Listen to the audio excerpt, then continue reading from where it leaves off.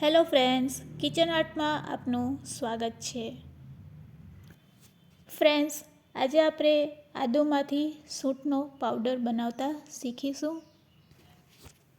શિયાળામાં ભરપૂર પ્રમાણમાં સસ્તું આદુ મળતું હોય છે અને આદુનો ઉપયોગ દરેકના રસોડામાં થતો જ હોય છે. આદુમાંથી સૂંઠનો પાવડર બનાવવામાં આવે છે. સૂંઠ એટલે સુકાયેલા આદુનો પાવડર. સૂંઠનો પાવડર એક ચમત્કારિક ઔષધિ જેવો છે અને શિયાળામાં આ સૂંઠનો પાવડર ઉપયોગ કરવાથી ઘણા ફાયદા થાય છે. તો આજે આપણે આદુમાંથી સૂંઠનો પાવડર કઈ રીતે બનાવી શકાય તેની રીત શીખીશું. સાથે જ શિયાળામાં મળતા સસ્તા આમળાનો પણ પાવડર બનાવતા શીખીશું. બંને પાવડરને કઈ રીતે સ્ટોર કરવો અને તેના ફાયદા કેટલા છે તે બધું આજે આપણે આ વિડીયોમાં જાણીશું. આજનો વિડીયો યુઝફુલ લાગે તો લાઈક અને શેર જરૂરથી કરજો. અને જો તમે મારી ચેનલ ઉપર નવા હોય અને મારી ચેનલને હજુ સબસ્ક્રાઈબ ન કરેલ હોય તો સબસ્ક્રાઈબ કરી બાજુનું બેલ બટન દબાવવાનું ભૂલશો નહીં, જેથી કરીને તમને મારા નવા વિડીયોનું નોટિફિકેશન મળતું રહે. તો ફ્રેન્ડ્સ, સૌથી પહેલાં આપણે આદુ લેશું અને આદુને પાણીમાં સારી રીતે ધોઈ લેશું. સારી રીતે ધોયા પછી આદુમાં જેટલી પણ ધૂળ કે માટી ચોટેલી હોય તે દૂર થઈ જાય છે અને પાણીમાં તે રહી જાય છે. તો હવે આદુને આ રીતે ધોયા પછી કોટનના કપડા ઉપર લઈ લેશું અને તેને સારી રીતે કોરી કરી લેશું. તો આદુમાં બિલકુલ પાણીનો ભાગ ન રહે તે રીતે આપણે તેને આ રીતે કોટનના કપડામાં લૂછી લેશું અને થોડીક વાર માટે પંખા નીચે રાખી દેશું, જેથી કરીને આદુ છે એ સરસ સુકાઈ જાય. તો ફ્રેન્ડ્સ, આ રીતે પંખે રાખ્યા પછી આદુ સરસ કોરું થઈ ગયું છે.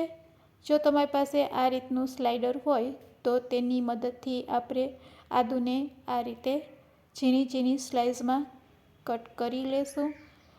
તો તમે જોઈ શકો છો, જો આ રીતનું સ્લાઇડર હોય તો તમે સ્લાઇડરમાં આ કામ કરી શકો છો. અને જો આ રીતનું સ્લાઇડર ન હોય અને જો તમારી પાસે બટેટાનું સ્લાઇડર હોય તો તેની મદદથી પણ તમે આદુને આ રીતે સ્લાઇસમાં કટ કરી શકો છો. ખૂબ જ સહેલાઈથી આ રીતે તમે આદુની સ્લાઇસ રેડી કરી શકો છો. તમને બતાવું છું. બસ બધું આદુ આ રીતે સ્લાઇસમાં આપણે ખમરી લેવાનું છે. કિલો હોય કે 2 કિલો હોય, ફક્ત 10 મિનિટમાં જ આ રીતે તમે સ્લાઇસ બનાવીને આદુની રેડી કરી શકો છો. અને આ રીતે સ્લાઇસ બનેલું આદુને સૂકવવામાં બિલકુલ સમય નથી લાગતો. 2 દિવસમાં તમારું આદુ સરસ સુકાઈ જશે. આ રીતે થાળીમાં તમારે આદુને સ્પ્રેડ કરી દેવાનું.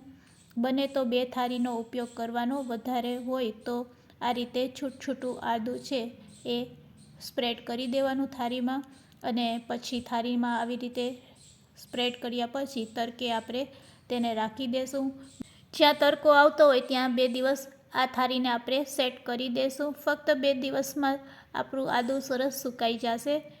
તો આ રીતે જો તમે બટેટાની કાચરીથી સ્લાઇસ પાડશો તો આદુ સૂકવવામાં બિલકુલ સમય નહીં લાગશે.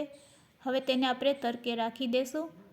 ફક્ત 2 દિવસમાં તમે જોઈ શકો છો આદુ એકદમ સુકાઈ ગયું છે.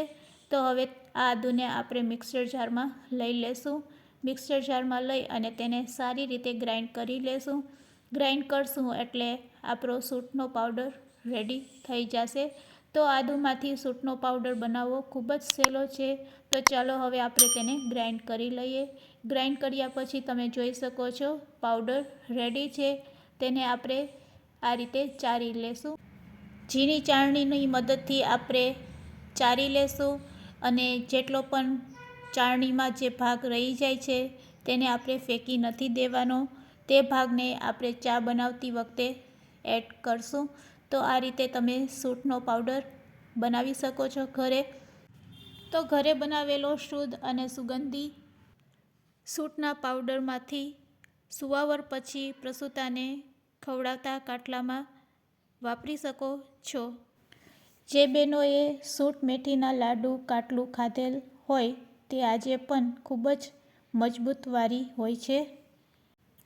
સૂંઠ સ્વાદે તીખી મધુર, ગુણમાં ગરમ, પચ્યા પછી મધુર, કફ તથા વાયુ દોષ મટાડનાર અને કબજિયાતને દૂર કરનારી છે. તો શિયાળામાં આદુમાંથી આ રીતે તમે સૂંઠનો પાવડર બનાવી શકો છો અને આ રીતે એરટાઇટ કન્ટેનર બોક્સમાં ભરીને 1 વર્ષ માટે સ્ટોર પણ કરી શકો છો. શુદ્ધ અને સુગંધી સૂંઠનો પાવડર રેડી છે સ્ટોર કરવા માટે. તે જ રીતે તમે આમળાનો પણ પાવડર બનાવી શકો છો. આમળાનો પાવડર બનાવવા માટે આમળાને સારી રીતે ધોઈને કોરા કરી લેવાના અને થોડીક વાર તેને પણ પંખા નીચે રાખી દેવાના. બિલકુલ મોઇસ્ચર ના રહે તે રીતે સુકાઈ ગયા પછી તેને પણ સ્લાઇડરની એટલે કે ખમરીની મદદથી આપણે સ્લાઇસમાં તેને પણ છીણી લેશું. તો અહીંયા પણ આપણે બટેટાની કાચરી પાડવાનું સ્લાઇડર હોય તેનો ઉપયોગ કરીશું. આમળાને આ રીતે સ્લાઇડર ઉપર ચલાવશું એટલે સરસ તેની પણ સ્લાઇસ બનીને રેડી થઈ જાય છે. બસ આ રીતે બધા આમળાને આપણે સ્લાઇસમાં રેડી કરી લેશું. કિલો હોય કે 2 કિલો તમે ઝડપથી આ રીતે સ્લાઇસ પાડી શકો છો. અહીંયા આપણે આમળાને બાફવાની પણ જરૂર નથી. ફક્ત આમળાને આ રીતે ધોઈને કોરા કર્યા પછી તેની સ્લાઇસ પાડી લેવાની. આમળામાં રહેલા થળિયાને આપણે દૂર કરતા જાશું. તો ચાકુની મદદથી આ રીતે આમળાનો પલ્પ આપણે લઈ લેશું અને થળિયાને આપણે દૂર કરી લેશું. અહીંયા આપણે આમળાને બાફવાની પણ જરૂર નથી પડતી. કિલો હોય કે 2 કિલો હોય આ રીતે તમે આમળાને સ્લાઇસ કરી 2 દિવસ તડકે સૂકવશો એટલે તે સરસ સુકાઈ જશે. તો 2 દિવસ પછી તમે જોઈ શકો છો આમળા સરસ સુકાઈ ગયા છે. એકદમ સુકાઈને રેડી થઈ ગયા છે. તો હવે તેને આપણે મિક્સર જારમાં લઈ લેશું અને તેનો પણ આપણે પાવડર રેડી કરી લેશું. તો શિયાળામાં આમળા પણ ભરપૂર પ્રમાણમાં મળતા હોય છે. આમળામાં અનેક પ્રકારના તત્વો છે જે આપણા શરીર માટે ખૂબ જ ફાયદાકારક છે. આમળામાં એન્ટીઓક્સિડન્ટ હોય છે જે ત્વચાને નુકસાન થતાં બચાવે છે. ત્વચા, વાળ અને પાચન માટે આયુર્વેદિક સુપરફૂડ આમળા કહેવાય છે અને વિટામિન સીનો તો ખજાનો છે.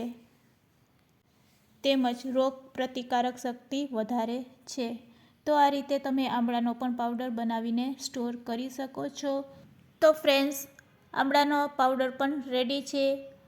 આ આમળાના પાવડરને પણ તમે 1 વર્ષ માટે એરટાઇટ કન્ટેનરમાં ભરીને સ્ટોર કરી શકો છો.